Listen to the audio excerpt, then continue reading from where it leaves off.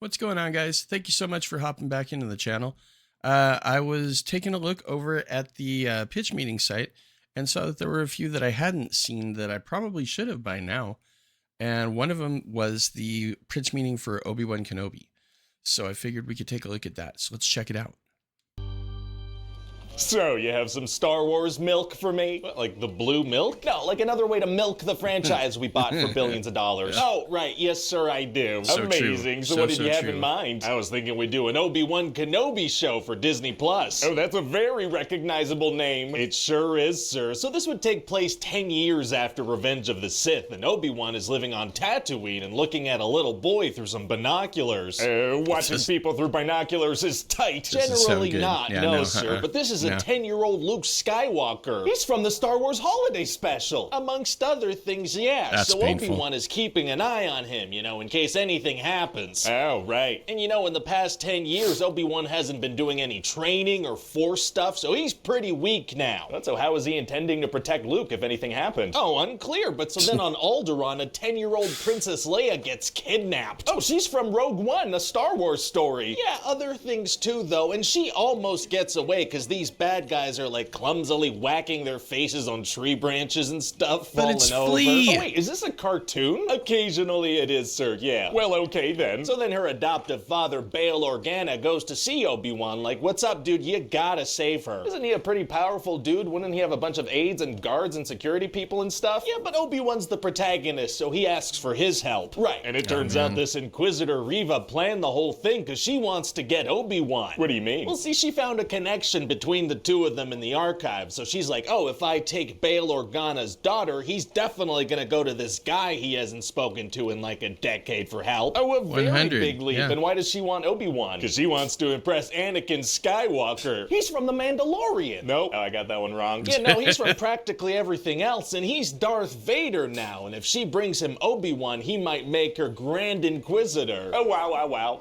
Wow. So Reva actually ends up stabbing the current Grand Inquisitor because he wanted to take That's credit rude. for capturing Obi-Wan, who then escapes with Leia. Reva has Force powers. She does, and we're gonna find out later that she was actually a Jedi youngling who survived Order 66 when Anakin tried to kill her. And so she works for him now? Yeah, she became a ruthless hunter who kills Jedis because she wants to get back at the guy who killed Jedis. I guess that makes sense. And eventually Obi-Wan and Leia get stopped by these stormtroopers who have this face scanner thing, and after it scans his face, he shoots them all. If he was gonna shoot all of them, why wait until his face was scanned into their system? I don't know, and so now he's gotta escape, but there's a frickin' laser fence. Oh, those are hard to get around. They are, except for this one, which is very easy to walk around. Oh, well, good. Yeah, so they panic for a second trying to get through, but then Obi-Wan realizes he can shoot the control panel and get through. Why didn't he just walk around? Well, this is much more exciting, sir. I guess so. Anyway, then they're immediately about to be captured again, but this lady Tala saves them. Oh, she does? Yeah, She was works for amazing the in Game Empire, of but Thrones. doesn't like it, so she decides to help them escape through this secret tunnel she has going. Okay, but then frickin' Darth Vader shows up, so Obi-Wan decides to stall for time so Leia and Tala can escape. But Obi-Wan doesn't really have Force powers anymore. Exactly, so Darth Vader just kicks his butt and starts a fire and drags him through it. Oh no, it's gonna be hard to get out of that situation. Actually, it's gonna be super easy. Barely an inconvenience. I Oh, love really? him. Yeah, see, once Darth Vader puts the fire out, Tala's gonna show up and help Obi-Wan escape by starting a fire. How does that help? Well, Darth Vader can't get to Obi-Wan through fire, sir. But he was literally just doing that. Yeah, so then Obi-Wan escapes. All right. And so since Leia is on her own, she actually gets kidnapped by Reva, who somehow teleported to the end of this tunnel. She gets kidnapped again. We're doing that again. Yeah, second time in 3 episodes. Turns out she's very bad at not getting kidnapped. Sure seems that way. So how does she get unkidnapped this time? Well, Obi-Wan Kenobi sneaks her out in this big old trench coat he's wearing, and she's hiding underneath it. Just a guy in a massive jacket with 4 legs, 2 of which are tiny, and that It's works. Star Wars, yes. man. Oh, is this a cartoon again? It's a cartoon again. I told you that would happen from time to time. Right, you did tell me that. So Darth Vader's angry at Reva for letting them escape, but she's like, sir, whoa, I put a tracker on Leia's toy, so that's pretty cool, right? On the Princess of Alderaan's toy? That's right. Seems like they'll probably end up on Alderaan. Yeah, that's definitely Maybe. the final destination, but now they'll be able to track that. Interesting plan. So eventually she manages to get all the good guys trapped behind these big blast doors and she's having a bunch of stormtroopers try to blast them open. Uh-oh. But then They're Obi-Wan blast doors. stalls a little by saying he wants to talk to her, and he figures out the thing about her surviving Order 66, and then she opens the door with a lightsaber. Seems like she should have led with that. Maybe. And so then they decide to team up to try to take Vader down. How do they do that? Well, she just goes ahead and tries to stab him. After 10 years of planning, she just goes in for a stab. Yes. Does it work? No, obviously no. On that the doesn't Dark work. Order of the Right, that Sith. makes sense. I mean, what are Yeah. you So thinking? she gets stabbed with a lightsaber. So she dies. Ouch. Now, having a big hole burned into your intestines isn't fatal. In fact, that Grand Inquisitor guy, he's alive too. He was too angry to die. Oh.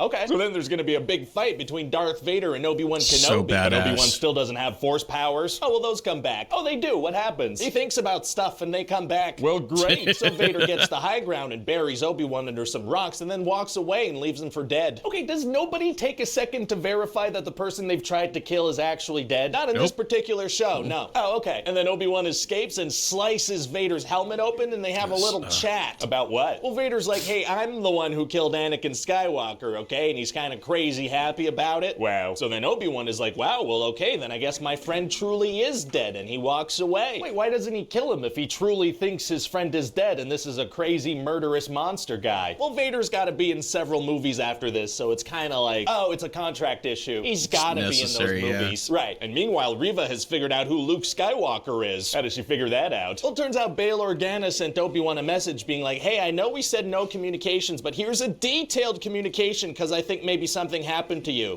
Why send that if you think something happened? Unclear. So then Reva goes to kill Luke and he passes out. Why? So that he doesn't see a lightsaber and mess up the canon. That makes sense. Good call. But then Reva can't bring herself to kill this child, so that's a nice little redemption arc. She's killed a bunch of Jedi for like a decade though, right? Yeah, but not the one that's the most important to the IP. That does sound like a good guy move to me. And then Obi-Wan gets to meet Luke and he says, hello there. Oh, that's the thing the internet likes. It sure is, sir. So what do you think? Well, I think it sounds great, but I do think we should maybe slow things down after this. You know, I don't want people to get Star Wars fatigue. Oh, really? Yeah, I just think that's the best move creatively.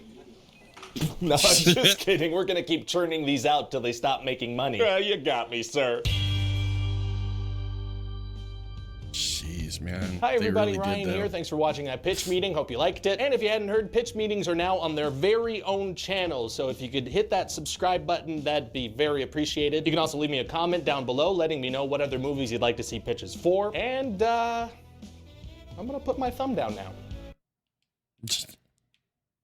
He is insane. I absolutely love him. I really do.